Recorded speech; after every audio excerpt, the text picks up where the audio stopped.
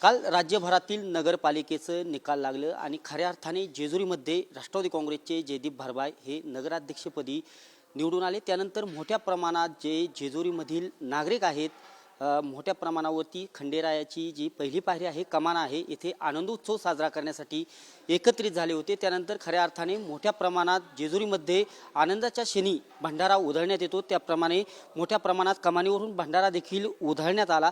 परंतु नागरिक हे मोठ्या प्रमाणात होते। भंडारा कमानीवरून उधळत असताना खऱ्या अर्थाने खाली महिला ऑक्शन करत होत्या आणि त्यानंतर मोठा एक भंडाऱ्याचा भडका उडाला।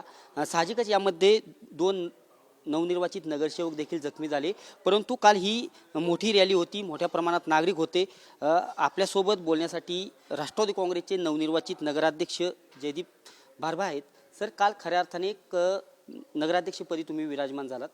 मोठी रॅली निघाली होती, आनंदाचा क्षण होता, नागरिक देखील मोठ्या प्रमाणात होते।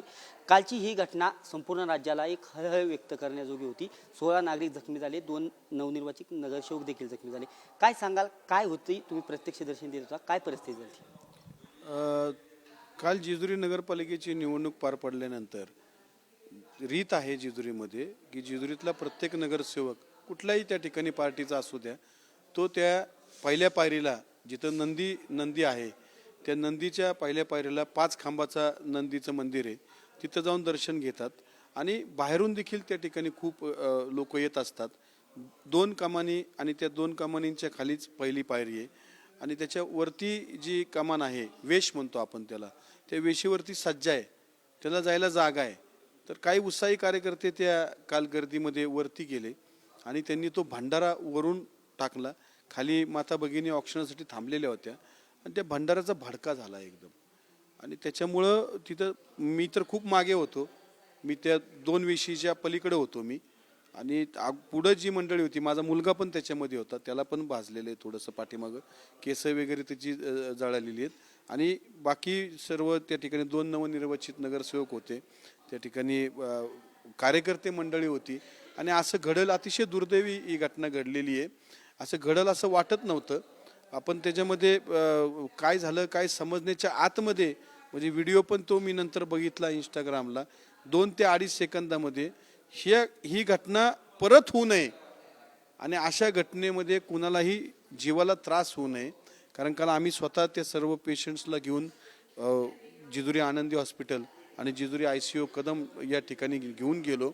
हाताला आणि तोंडाला ते भाजलेलं आहे, खाली बाकी मानेच्या खाली कोणालाच नाही आहे, थोडंसं पाया वगैरेला आहे, पण ती भाप तयार झाली ना, ते हळ त्याची बसली, झळ बसली, ती झळ बसली सगळ्यांच्या याला। 3-4 सेकंदच ती तयार झाली। आता ती कशी तयार झाली काय, आता त्याच्यामध्ये चाललेलं आहे, कोण म्हणतं त्याच्यामध्ये भेसळयुक्त भंडारा आहे म्हणून। तर भेसळयुक्त भंडारा त्या ठिकाणी असेल तर त्याची जबाबदारी ही अन्न आणि प्रशासनाची जबाबदारी आहे। त्यांनी येऊन कडक कारवाई अशा विक्रेत्यांवरती केली पाहिजे। मी म्हणतो विक्रेत्यांवरती नाही, तर फक्त तो भंडारा किंवा तशा प्रकारचं कुंकू देखील तसं आहे। तर हे जे तयार करणारे निर्मिती कारखाने आहेत ना, ते जिथे कुठं असतील तिथं शोधून काढावेत महाराष्ट्रात आणि मुळावरती घाला घातला पाहिजे। तरच ही जीवितहानी जशी मांढरदेवीला झाली होती, जशी पंढरपूरला काही होऊ नये म्हणून, किंवा ज्या ज्या ठिकाणी मोठ्या प्रमाणामध्ये भाविक भक्त गोळा होतात त्या ठिकाणी असं होऊ नये म्हणून कडक कारवाई ही महाराष्ट्र सरकारने देखील केली पाहिजे। आणि तिथलं जे प्राधिकरण आहे, म्हणजे जसं नगरपालिका त्या ठिकाणी आहे, पंढरपूर असेल, कोल्हापूर असेल, मांढरदेवी असेल, जेजुरी असेल, या भागाच्या ज्या नगरपालिका आहेत त्या नगरपालिकेच्या CO आणि तिथले नगराध्यक्ष आणि बाकी स्थानिक जे काय असतील त्यांनी एकत्र येऊन अशा प्रकारच्या भंडाराला किंवा अशा प्रकारच्या कुंकू हळदला प्रशासनानेच आळा घातला पाहिजे, अशी आमची मागणी आहे। काल खऱ्या अर्थाने 16 नागरिक जखमी झालेले आहेत। काय त्यांची परिस्थिती, पक्षश्रेष्ठींनी विचारपूस केली का? कुठं ॲडमिट आहेत ते, कसं स्टेटमेंट चालू? काल ही घटना अजितदादांना समजल्या, उपमुख्यमंत्री आदरणीय अजितदादांनी फोन लावले, आम्हाला फोन लावून सांगितलं, त्यांचे पाटील म्हणून PA आहेत दादांचे, त्यांनी स्वतः पहिला फोन लावला सूर्य हॉस्पिटलला, कारण सूर्य हॉस्पिटलला चांगल्या प्रकारची ती व्यवस्था आहे. नोबेलला मगर साहेब त्या ठिकाणी अजितदादा त्यांच्याशी बोलले. त्या ठिकाणी बारभाई आमचे पेशंट त्या ठिकाणी आहे गुरव समाजाचे, इतर रामोशी समाजाची मंडळी आणि ज्या नवनिर्वाचित गाडगेताई आहेत नगरसेविका, त्यांना सूर्य हॉस्पिटलला हलवण्यात आलं. सूर्य हॉस्पिटलमध्ये त्यांच्यावरती काल उपचार केले.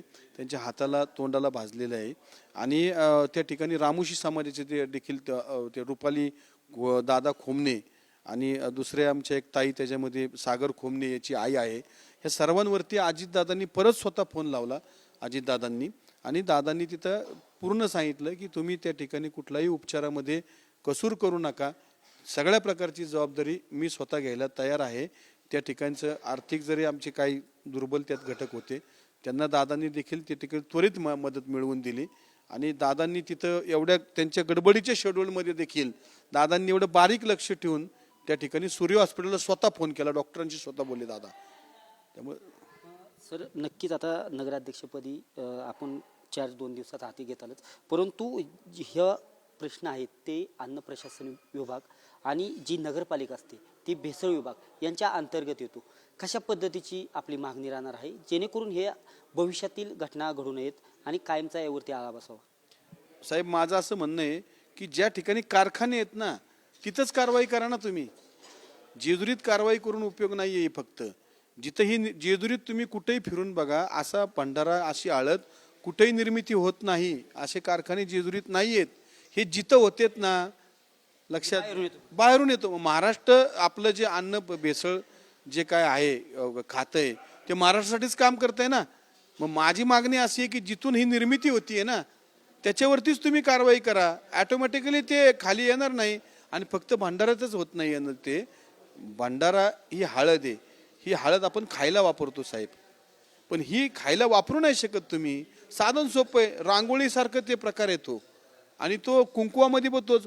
जर तुम्ही कुंकू जर लावलं तर काय काय लोकांनी तर कुंकुवाचे वन पडलेले आहेत, वर्ण पडलेत. वर्ण हे का पडलेत? कारण चुकीच्या प्रकारचा तो केमिकल युक्त लावल्यामुळं त्यांच्या चेहऱ्यावरती अशी वन पडलेली आहेत.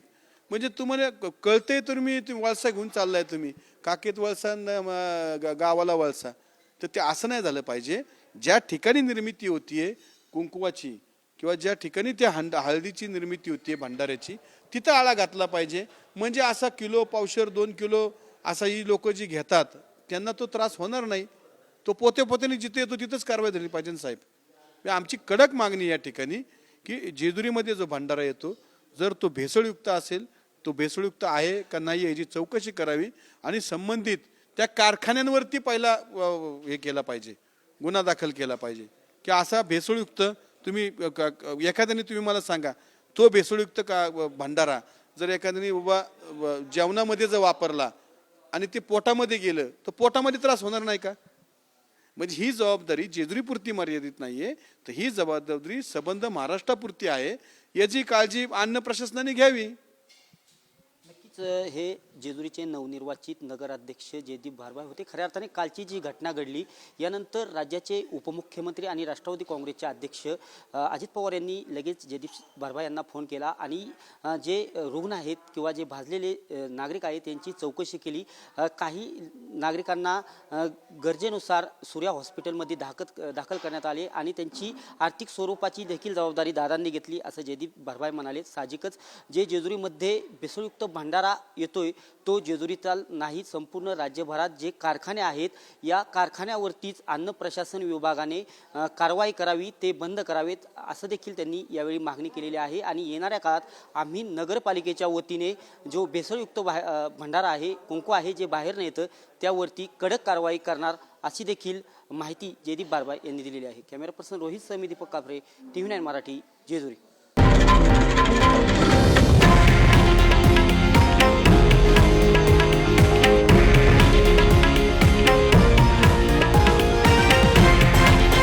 हे आहे देशातील नंबर 1 न्यूज नेटवर्क आणि आपण पाहत आहात TV9 मराठी, एकमेव.